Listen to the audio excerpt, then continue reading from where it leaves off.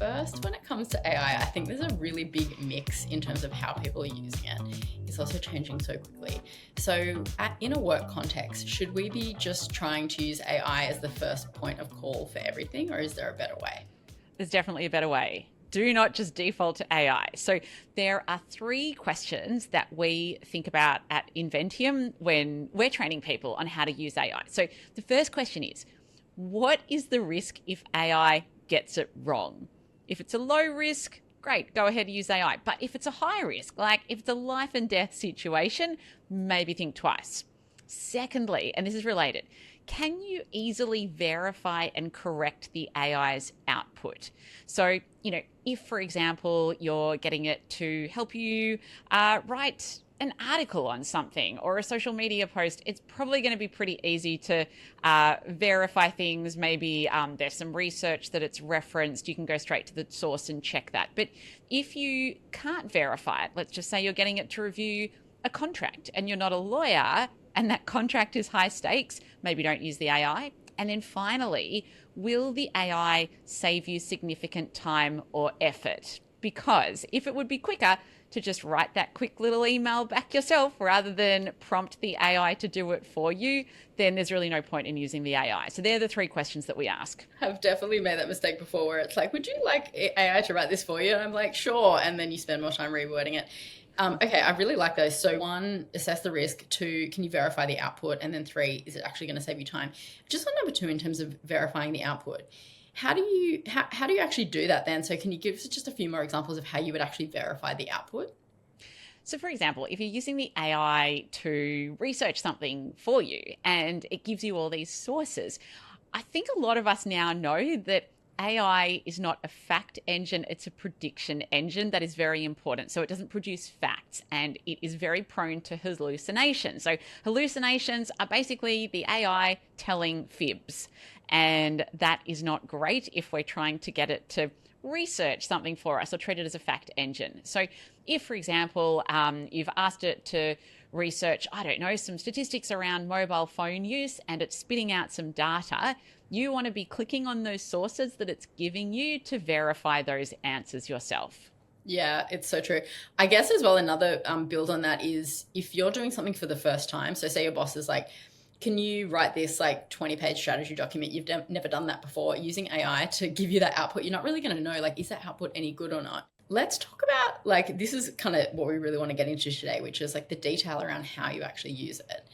But the thing that I, sort of challenging our lazy girl energy here, we want to be using it to save us time and to like make our jobs easier. But I think the problem a lot of us get into is we just jump straight into like trying to write those prompts in Chat GPT, and then we're not really happy with what we're getting out of it. So there's something really important that you need to understand first. So Amantha, save us. What do we need to know before we just start prompting?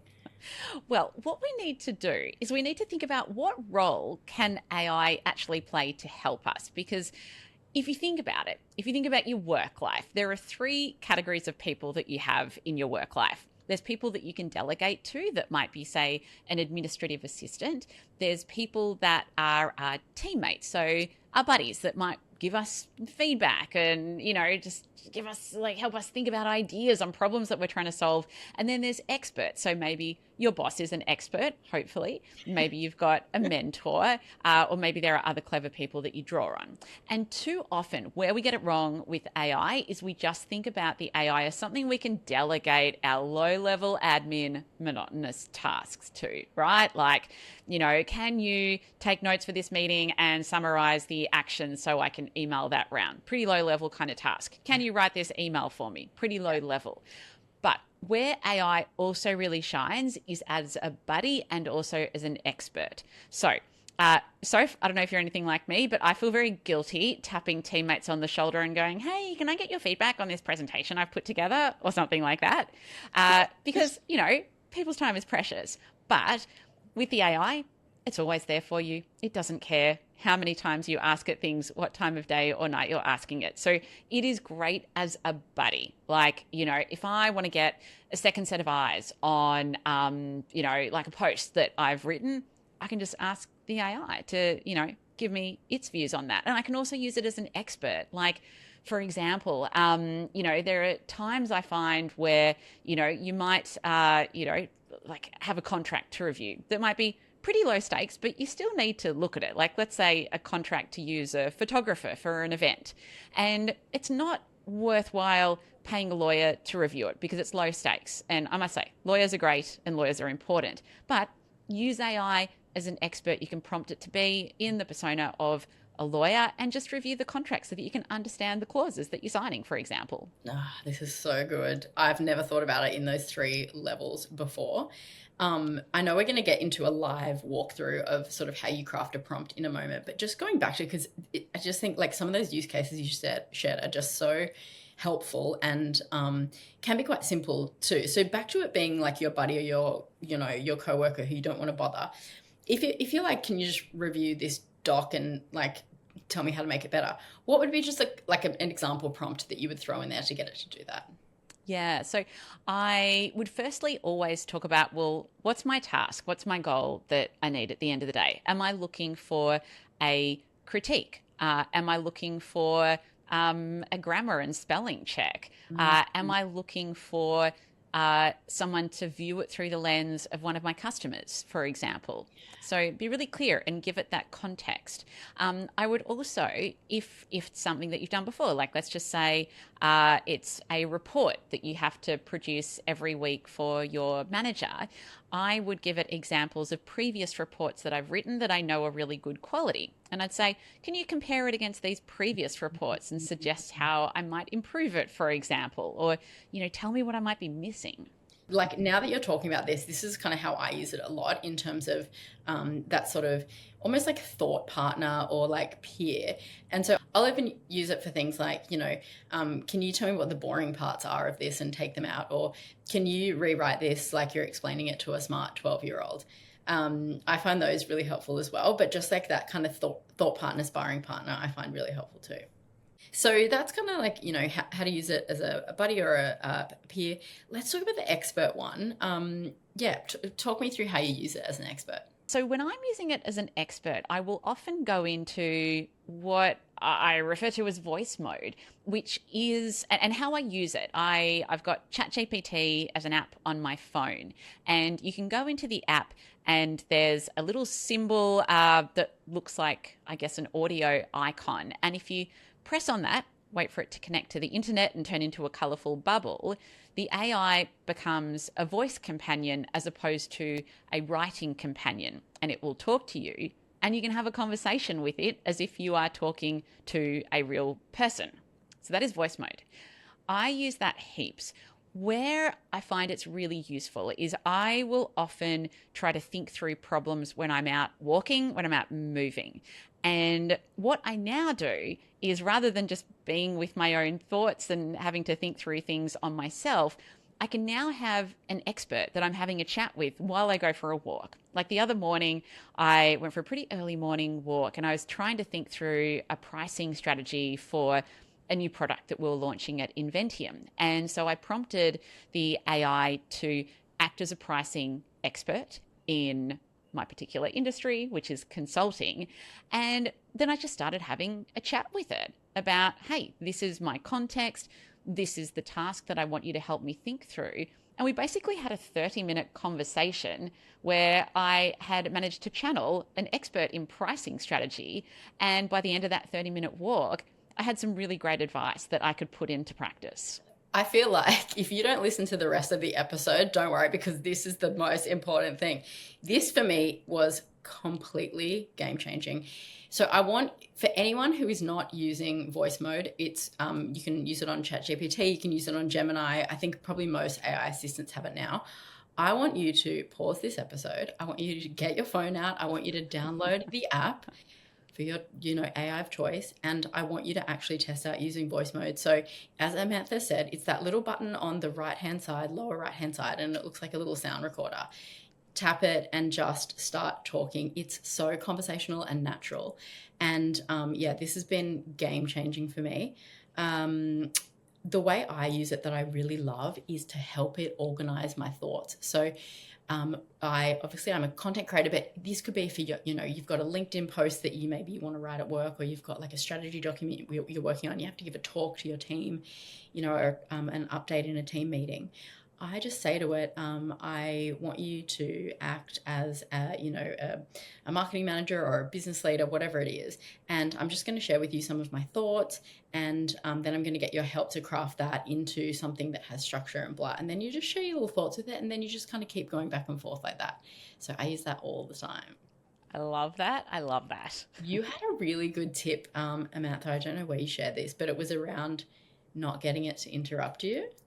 Yes. Oh my gosh. And it's gotten a lot better. So what I used to do as a workaround, because the AI loves to jump in and interrupt. But often if you're doing a brain dump, you want time to pause, because it's not like you're going to recite a perfect monologue of your thoughts. That just doesn't happen.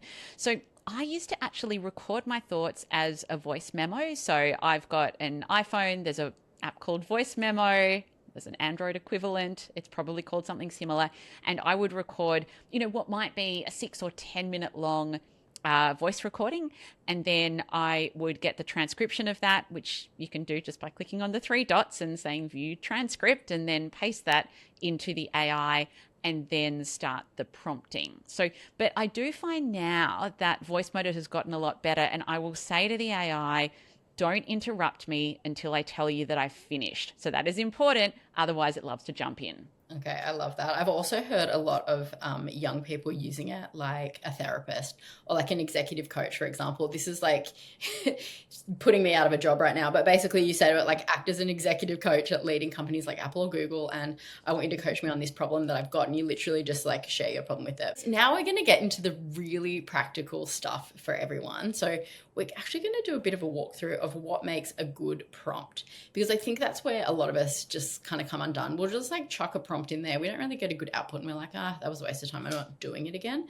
But sometimes it's a you problem, and we're going to fix our prompting, the anatomy of a prompt. Okay, so let's talk about the use case, Amantha, of say you've got a presentation that you have to give, an internal presentation in a just like normal weekly team meeting. Can you walk me through how you would approach creating a prompt for that? Yes. So at a high level, what we talk about at Inventium in our training is we say that there's gunslinging and there's architecting when it comes to prompting. So gunslinging is where you just treat it as someone you were chatting to, and you're like, hey, help me do this presentation. And then it does stuff. And then you're like, no, you got that completely wrong. Do more of this, do less of that. And it turns into this really long, arduous prompt chain. And at the end, you're thinking, why did I even try using AI in the first place? So gunsling is very ad hoc, but we find that, gosh, I would say 95% of people that we work with and coach at Inventium use a gunslinging approach. Yeah. What will get you a far better result, particularly the more complex project you're trying to work with AI, the more important this is what we call architecting, where how we would do it. Let's take the example of a work presentation, project update, let's say, is that first we're setting the task or the goal. So that might be, I need you to help create a presentation from scratch, or it might be, I need you to help, review this existing presentation. It's probably going to be one of those goals. Then we want to give it the context. So we need to tell it who is the audience and what are the outcomes that I am trying to achieve with this presentation. So that might be the audience is like my team of mid-level marketing managers, and the outcome might be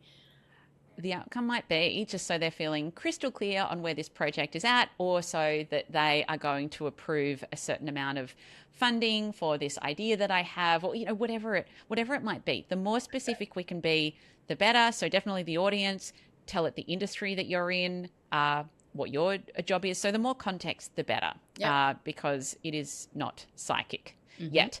So then, instead of just going, okay, so go create that presentation for me, in which case you are going to end up with a very, very messy prompt thread. Yeah. Instead, work on an outline first, because something like a presentation has a lot of different components and there's a way to structure it. So if you think about it like a collaborative buddy and you prompt it first to say, help work with me on an outline for this presentation. Don't actually start writing the presentation yet. So be really clear with it.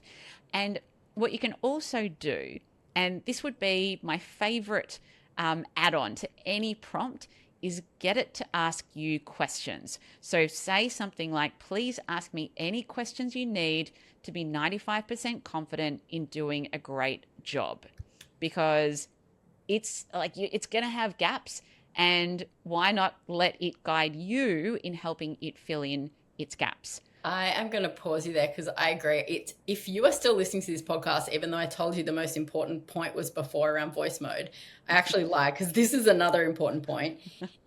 Flipping it and saying, you ask me the questions and I'll feed you more information. So that line you had, ask me clarifying questions until you're 95% confident you can, complete the task successfully.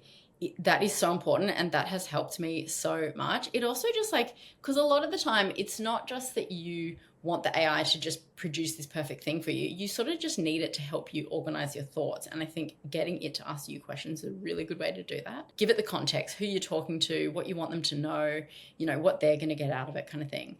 And then, and would you even put in there, Amantha, the context around the format, or is that coming later? In terms of the output, I want it to be 10 minutes long, or when does that come in? Yeah, so format is good to state up front, because then if you're working with it to create a structure, it can know that a 10-minute update presentation is going to be very different from a 60-minute in-depth educational presentation, for example. You'd almost put that in the goal then, maybe, your goal is to create a presentation that's 10 minutes long. Okay, cool. Yeah.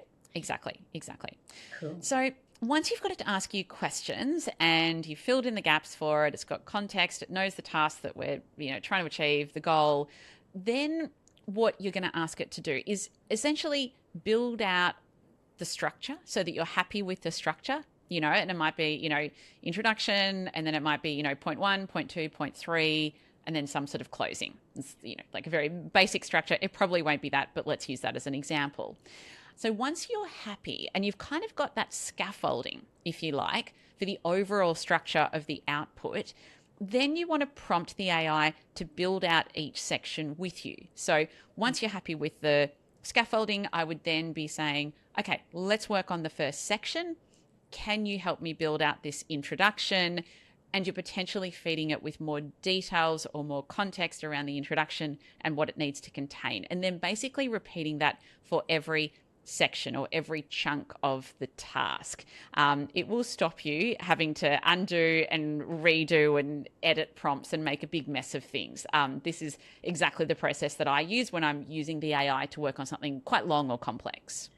This is so good, because what you're saying is true, that gunslinger method that you mentioned earlier. I'm just thinking about today, I was prompting AI to help me. It was actually helping me prep a podcast episode. And I asked it to give me 3 examples based on these 3 points that I gave. And then I said, make it funnier. And then I said, now make it shorter. And then I said, now give me an example for a manager. And it just progressively got worse and worse as I sort of went down. Not to say you can't do that, because I think refining it sometimes is helpful. So rewrite this to make it more concise or whatever. But sometimes, in just messing with it, it just the output just gets worse and worse. I've noticed that. So I think taking a pause to really architect your prompt at the start is really helpful. The other thing, go. I was going to say, so you've brought up a really important point that I find most people don't know about. If you have felt that way, like you felt today, where it just seemed like the AI was getting stupider, which is really weird, because, hey, it's software. Software doesn't get stupider. It actually does. So the AI can't learn. And if you think of its memory and why and when you need to start a new thread or a new chat, if you like, it's because the AI can only remember so much. If you think about if, say, you were reading a multi-page document, let's say it's a 5-page document, why the AI gets dumber is because it can remember about a page or two, but then it starts to forget.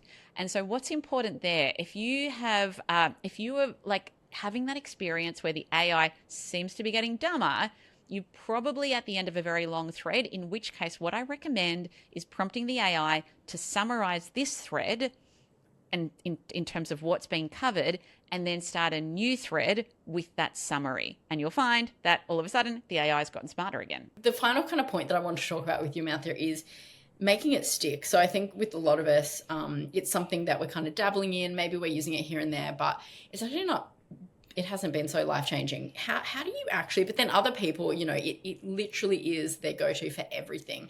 How do you make that change? How do you make it a habit? And how are we really going to channel that lazy girl energy and get this to do our jobs for us? I think the simplest thing is to have a constant reminder. So what we recommend to people that we are training at Inventium is we say, grab a Post-it note and write on that Post-it note, should I use AI for this task? Put that Post-it note on your computer monitor, and for the next few days, you will not be desensitized to that message. You will think about that with every task that you do until it starts to become second nature. I mean, there's plenty of other things, but I think that's a really simple hack. Post-it note on your computer. Should I use AI for this task? And you will start to think about that whenever you start a new task. Yeah, exactly. And then, once you've made that change, then it just starts to become second nature. Just very quickly, in terms of, we've talked a lot about sort of ChatGPT, but there are other tools that are AI that are super helpful. Can you just give us like your top 3 most favorite AI tools that aren't ChatGPT? Yes. There's so many. Look, I actually use Claude more than ChatGPT. I find that it's not as popular, but if you want an AI that sounds more human than more robot, Claude is your best friend. Right. Yeah, I completely agree. Yep. It's so good. I have in the last few weeks become obsessed with Granola. Now, Granola is a great meeting note taker. It only works on a Mac, and you need a Google Workspace address. It doesn't work with a Gmail address, sadly. So that's going to be a smaller portion of listeners. But anyway, if that is you, Granola is gold. I use Perplexity for search. I'm sure a lot of listeners are doing that already. And a couple of others. I love Consensus. I do a lot of research for my work, a lot of academic research, and Consensus, it's been around for years, but the AI that they've put into it is amazing. It basically allows you to find research-driven answers to your questions. It's basically got millions of academic papers eaten up by the AI, so it draws on all that knowledge. And, if I have a question like, does hybrid work lead to greater productivity? It will show me all the research that's been done on that topic. Which is brilliant. Amazing. Can confirm, you actually got me onto Granola last week, and because like people have told me about meeting note takers, and I'm like, whatever. I'm kind of like I've tried different AI tools, and if they annoy me, I'm sort of like against them. Granola is unbelievable. I just like I wish I had this my whole life. Yeah.